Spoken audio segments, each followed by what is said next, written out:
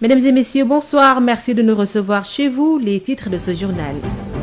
Affrontement entre gendarmes et les populations du Cap Skirring dans la commune de Djembérin. Des blessés ont été enregistrés et évacués à l'hôpital. Plusieurs jeunes ont été également interpellés. Coronavirus, Dakar, épicentre de la pandémie. La région a enregistré 3 cas, des cas confirmés. Le ministre de la Santé annonce une réunion d'urgence pour élaborer une stratégie spécifique. Une nouvelle démarche dès ce mardi est attendue. Ce samedi, 94 cas contacts suivis ont été testés positifs et 12 issus de la transmission communautaire recensée. Un cas à Koungheul, la région de Kaffrine, rattrapé par le virus. Il s'agit d'un commerçant testé positif. Plusieurs interventions chirurgicales ont été reportées à cause du manque de sang au Centre national de transfusion sanguine. Les acteurs lancent un appel aux Sénégalais. Voilà pour les titres.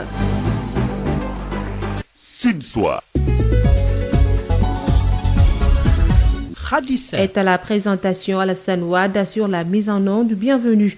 Intifada des populations du Cap Skirring dans la commune de Djembérin ce matin contre les gendarmes de la cité touristique. D'importants dégâts ont été notés. Des jeunes arrêtés, des blessés enregistrés. Ben Michel Kanfoudi, vous êtes en direct. Bonsoir.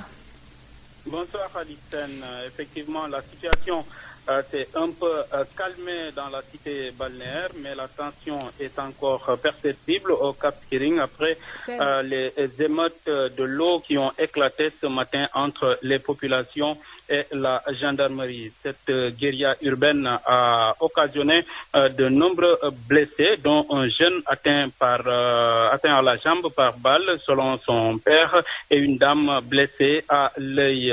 Ces derniers sont évacués au centre hospitalier régional de Ziguinchor. Plusieurs jeunes du Cap Skirring, parmi eux les responsables du mouvement de contestation, ont été également arrêtés. Ils sont en garde à vue à la brigade de la gendarmerie du Cap Skirring et ils risquent même d'être déférés.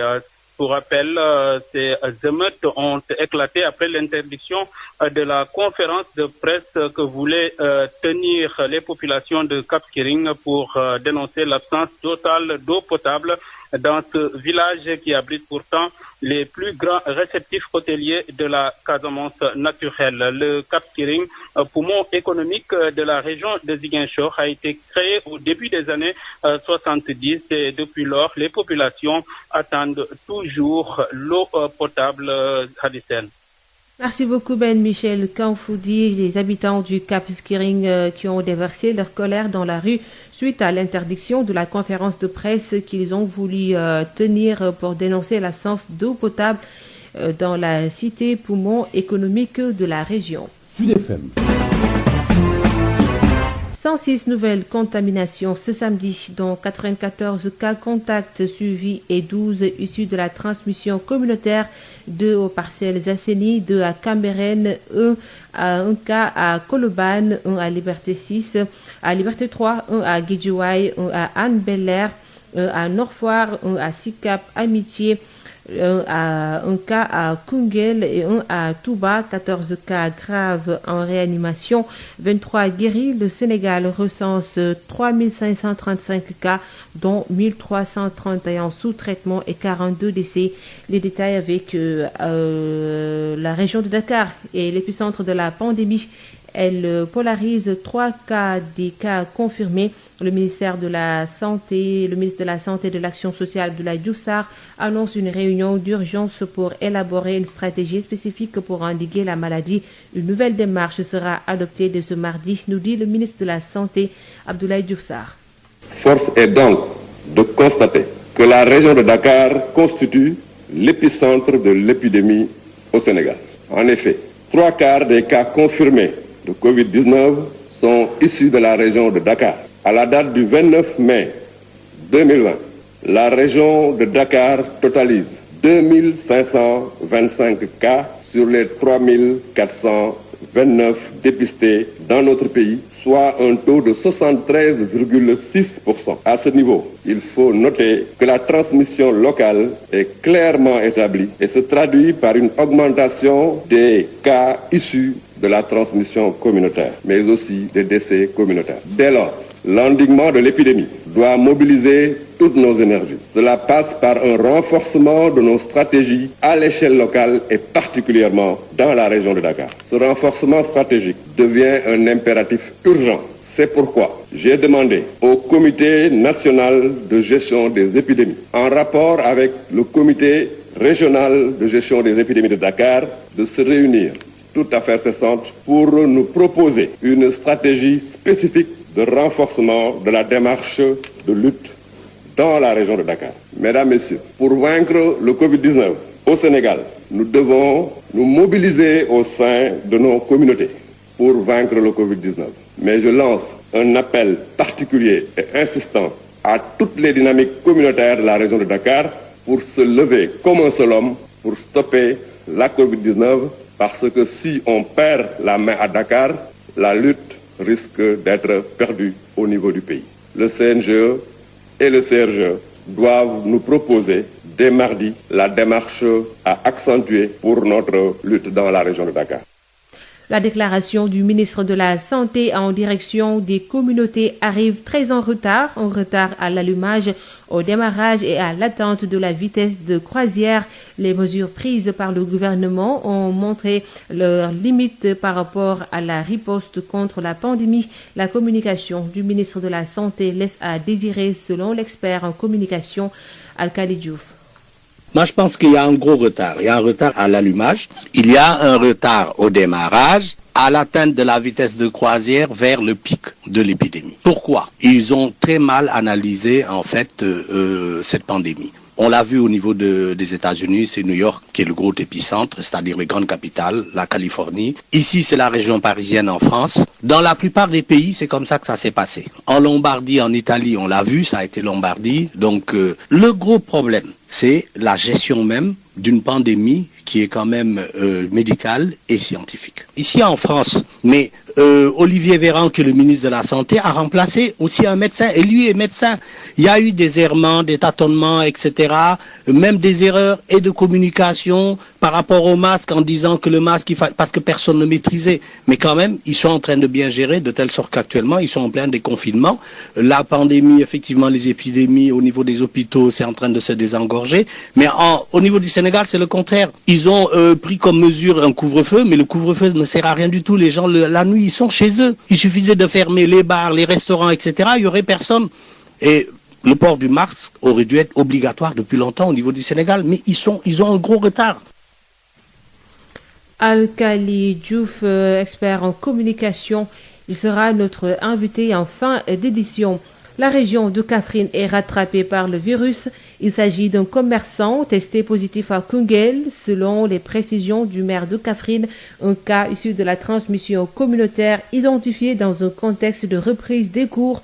Abdoulaye Wilane appelle au calme, à la sérénité et à une forte mobilisation autour de la commune de Koungheul pour tuer le poussin dans l'œuf en adoptant une démarche proactive et audacieuse. Accompagnement, encadrement et assistance, les maîtres mots du maire de Kaffrine, Abdoulaye Wilane, joint par Babacar Samb. Personne testée positive au coronavirus. Il s'agit d'un opérateur économique, pour ne pas dire commerçant, qui aurait, semble-t-il, des contacts ou des déplacements vers une localité connue pour l'existence dans ce lieu des phénomènes de transmission communautaire. Mais je voudrais tout de suite en appeler à la sérénité, calme, au sang-froid. Oui, nous avons un cas d'une personne dont le signe clinique laisse croire qu'il est un porteur asymptomatique. Cette contamination, ce cas s'est révélé à veille de la reprise des enseignements pour les élèves des classes d'examen. Ce qui veut dire que, au-delà de ce que la région de Kaffrine a dit son premier cas dans la commune de Koungheul, nous devons avoir une démarche proactive, mais très courageuse, très originale, mais très audacieuse pour endiguer le phénomène, discipliner la personne infectée, sa famille, son lieu de travail, sa maison et son voisinage, pour ne pas dire son quartier. Et à partir de ce moment-là, nous allons nous organiser pour que nous puissions tuer le poussin dans l'œuf. C'est-à-dire, il faut absolument que nous mobilisions toutes nos forces, tous nos moyens au niveau de la région autour des maires, députés, hauts conseillers et de l'administration déconcentrée autour du district de Koungheul pour qu'ensemble, nous utilisions cette affaire-là dans le cadre de l'accompagnement, de l'encadrement et de l'assistance. Parce que s'il faut les garder sur place, que chacun reste chez lui pendant au moins 14 à 15 jours, il faudra les accompagner et nous sommes en contact avec le maire de la localité, le secrétaire d'État Mayacine Camara, et puis le député de la localité, l'honorable député maire Yaya Sow, et bien sûr, naturellement, le préfet du département de Koungheul, dont nous saluons la démarche proactive et la sérénité qui caractérise son style de travail. L'assouplissement des restrictions ne signifie nullement un relâchement de la part des populations. C'est ce qu'a fait savoir hier le gouverneur de la région de Dakar. Alassane Sall était à Rufisque dans le cadre de la tournée régionale du comité régional de lutte contre les épidémies qu'il dirige, une campagne de communication, de risques et d'engagement communautaire sur la riposte contre le Covid. Alassane Sall exhorte les leaders communautaires à encore manifester plus d'implication pour inciter les populations à respecter les mesures barrières édictées par les autorités sanitaires. Alassane Sall, le gouverneur de la région de Dakar, au micro de Denisia Sambou. Et insister une fois encore sur la nécessité d'intensifier la sensibilisation, la communication.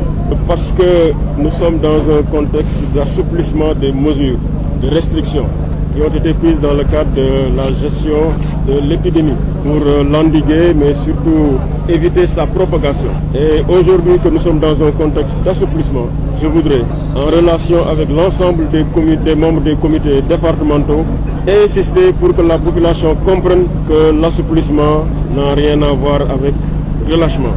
Aujourd'hui, plus qu'hier, chacun d'entre nous doit se mobiliser pour que les mesures barrières soient respectées. Nous, et au-delà de nos modestes personnes, les acteurs qui sont à la base, notamment les acteurs communautaires, il s'agit des leaders des quartiers, les délégués donc de quartier, les présidentes des mouvements de femmes, les présidents d'associations de jeunes, les badjonogor, les imams.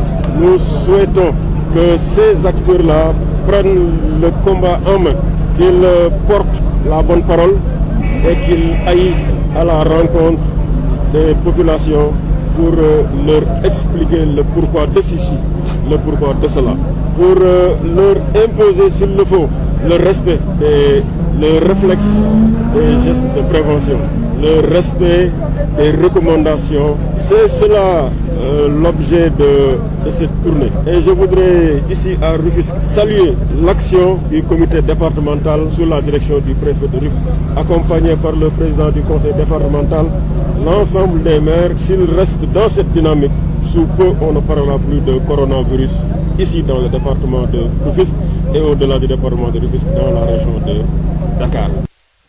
Plusieurs interventions chirurgicales de patientes ont été reportées à cause du manque de sang au Centre national de transfusion sanguine et autres banques de sang.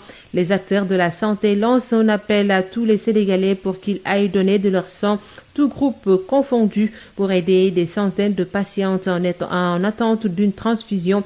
Si rien n'est fait, ce manque chronique de sang dans notre pays va alourdir la mortalité maternelle et infantile déjà trop élevée. Les précisions du docteur Boubacar Signaté, médecin urgentiste, joint par Mame Diarra Da Silva. Il faut savoir déjà qu'il y a une pénurie habituelle, parce que si on prend par exemple les quotas, il faut à peu près 8 donneurs de sang pour 1000 habitants à Dakar. Et dans les régions, on n'a que 4 donneurs sur 1000 habitants, alors que normalement, pour approvisionner correctement les banques de sang, il faut au moins 12 donneurs par 1000 habitants. Donc nous, on est très loin du compte, ce qui fait que en temps normal, il y a déjà une petite pénurie. Et là, avec la Covid-19, les problèmes de déplacement et tout ça, et la crainte, la peur aussi des donneurs, donc on a une pénurie dans les banques de sang. Et ça devient inquiétant. Alors, il y a des groupes de sang dont vous avez le plus besoin? Oui, il y a surtout ce qu'on appelle les donneurs universels, les groupes au moins, qui sont déjà en nombre réduit au niveau de la population, mais c'est des donneurs qui sont hautement utiles parce qu'ils peuvent donner à tout le monde. Il y a aussi les groupes au plus qui sont aussi des groupes rares, ce qui fait que en plus de la pénurie habituelle sur les autres groupes, il y a en plus ce groupe très précieux qui est en nombre réduit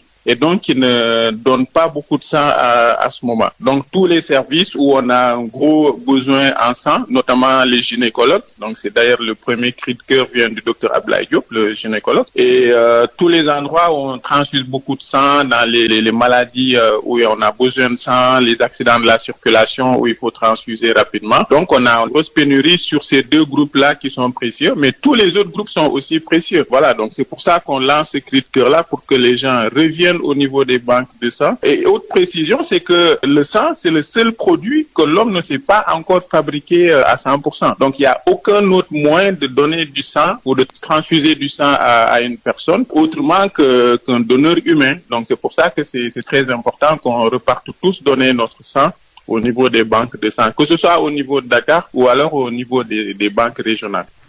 Convoyage des enseignants pour la reprise du 2 juin prochain. Le secrétaire général du CUSAMS dénonce la malorganisation, la cacophonie. Abdoulaye Ndoye alerte sur les risques de contamination avec les rassemblements notés ça et là.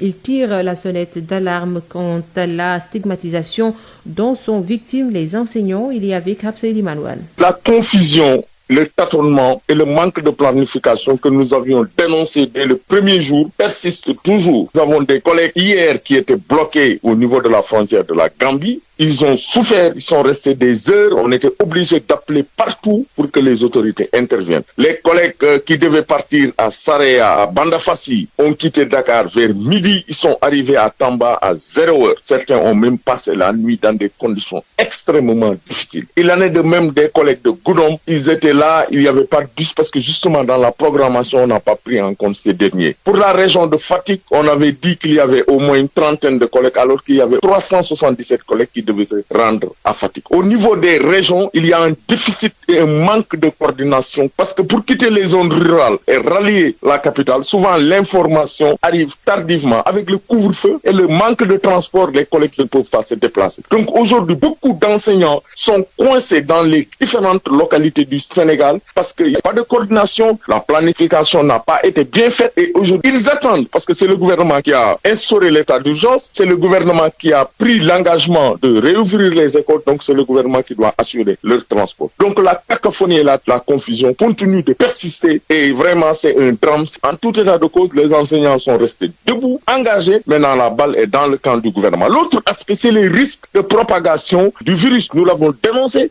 Aujourd'hui, il y a des rassemblements, les conditions de voyage ne sont pas bonnes, les collègues sont dans des conditions difficiles et ce rassemblement favorise la propagation du virus. L'autre aspect, c'est la stigmatisation. C'est clair, avec l'information, aujourd'hui nous sommes à 40 décès, mais les gens qui viennent de Dakar sont stigmatisés. Il y a des collègues déjà qui commencent à avoir des difficultés dans leur lieu de service. Nous allons continuer d'alerter, de tirer sur la sonnette d'alarme parce qu'encore une fois, si toutes les conditions ne sont pas réunies, les enseignants ne vont pas se sacrifier inutilement. Et encore une fois, le gouvernement sera tenu pour responsable de tout ce qui découlera de cette situation. À l'instant, Abdoulaye Ndoye, secrétaire général du CUSAMS, qui dénonce la malorganisation, la cacophonie notée sur le convoyage des enseignants pour la reprise du 2 juin prochain. Alerte sur la recrudescence des cas d'accidents domestiques chez les enfants. Depuis les mois de mars et avril, une trentaine de cas dénombrés, des cas d'intoxication à l'eau de javel ou aux médicaments, un phénomène qui est devenu courant depuis l'avènement de la Covid-19 et qui préoccupe les spécialistes. C'est le cas du professeur Idrissa Dembaba, pneumopédiatre, point focal Covid-19 hôpital Albert Royer.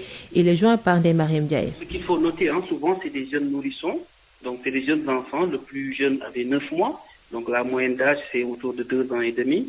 Et vous savez, à cet âge-là, les enfants ne sont pas encore très conscients par rapport aux dangers que représentent ces produits domestiques.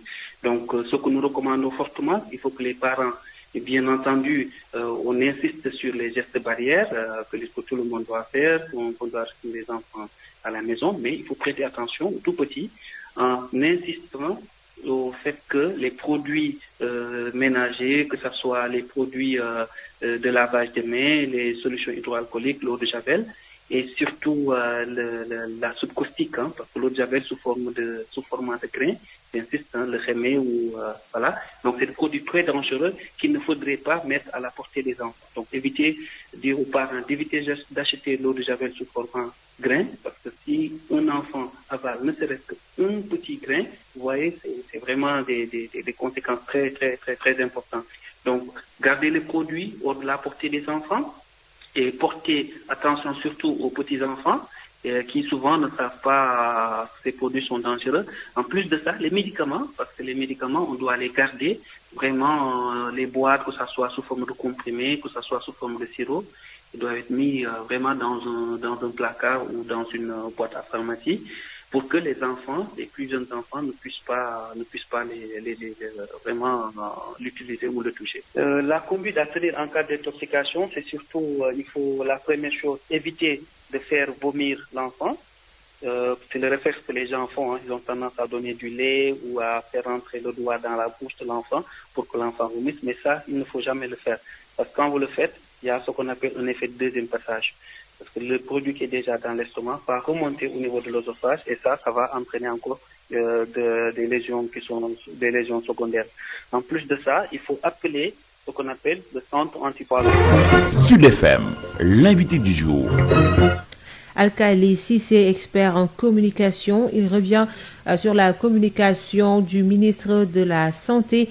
Il est interrogé par Ndeye Mariam Ndiaye. Nous sommes avec M. Alkali Diouf. Vous êtes expert en communication. Là, vous êtes basé en France, mais vous suivez quand même les derniers développements concernant la pandémie du coronavirus ici au Sénégal. Alors dites-nous, comment vous avez apprécié ce matin le discours du ministre de la Santé qui, après avoir constaté que Dakar est l'épicentre de la pandémie du coronavirus, demande au comité national de gestion des épidémies, de même qu'au comité régional de gestion des épidémies, donc, de lui donner une stratégie pour la riposte concernant le coronavirus. Comment vous jugez cette déclaration du ministre Abdoulaye Diouf Sarr? Oui, bonjour, je vous remercie pour la question. Alors, en ce qui concerne l'interpellation du ministre concernant l'épicentre du coronavirus, donc appelé Covid-19, au niveau de la région de Dakar, moi je pense qu'il y a un gros retard. Il y a un retard à l'allumage.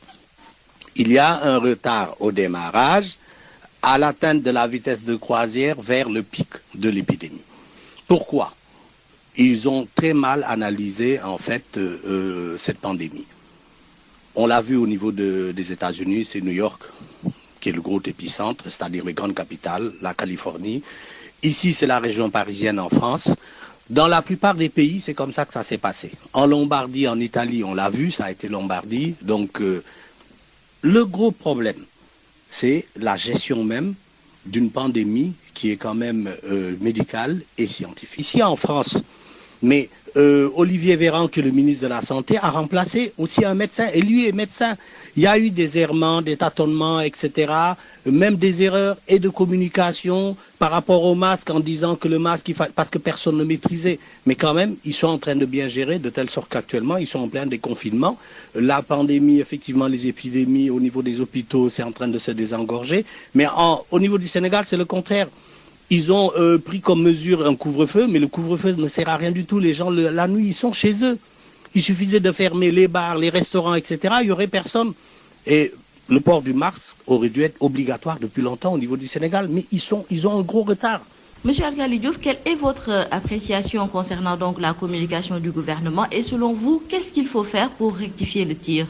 Oui, en ce qui concerne la rectification du tir, d'abord, il faut que les autorités en charge de la gestion de cette pandémie-là soient des personnes qui vraiment maîtrisent ce que c'est qu'une pandémie. Donc il y a un comité, je pense, de supervision qui est médical, mais on a vu au travers de la presse que même le docteur Seydi, le professeur Seydi, excusez-moi, qui est en charge à l'hôpital de Fann quand même de gérer tout ce qui est cette pathologie-là par rapport aux personnes qui sont infectées ou qui sont hospitalisées.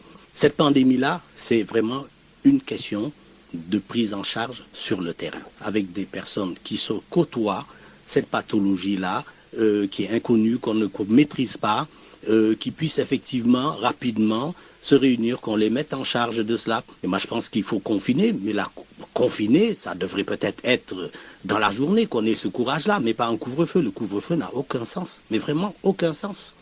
Voilà, ou on confine pas. Si on ne peut pas confiner parce qu'effectivement les populations ne vont pas pouvoir se nourrir, mais c'est pas en donnant du riz, des tonnes de riz qu'on distribue de l'aide alimentaire, les gens, ils vont manger, ils auront le ventre plein, mais ils vont mourir après s'ils chopent ce virus. Et c'est en train de cette pandémie, les chiffres sont en train de monter tous les jours, il y a des morts, mais ça va continuer comme ça jusqu'à quand?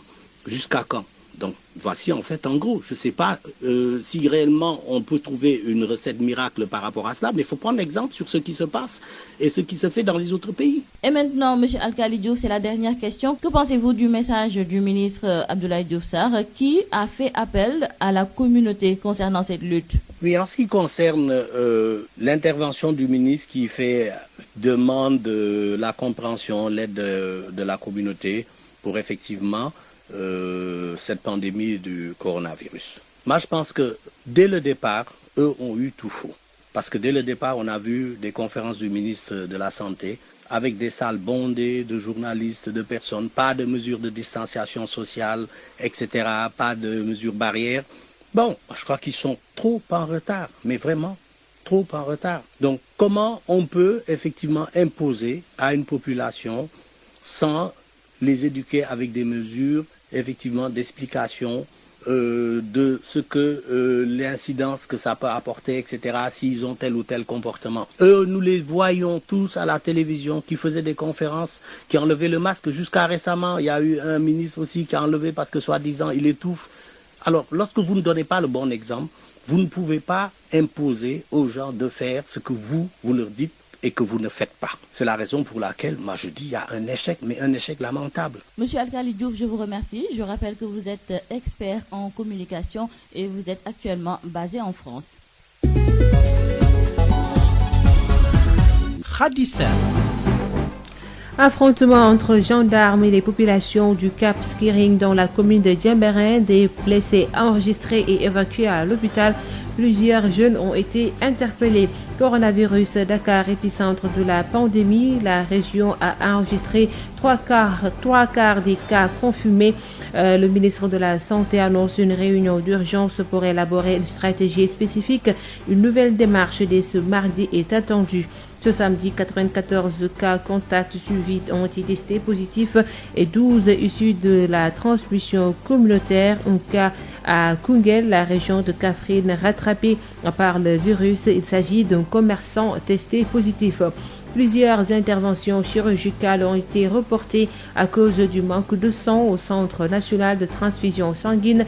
Les acteurs lancent un appel aux Sénégalais. Ce manque chronique de sang risque d'alourdir la mortalité maternelle et infantile. Fin de cette édition mise en ondes par Alassane Ouad. Merci de nous avoir suivis. Restez chez vous en compagnie des programmes de Sud FM Sen Radio.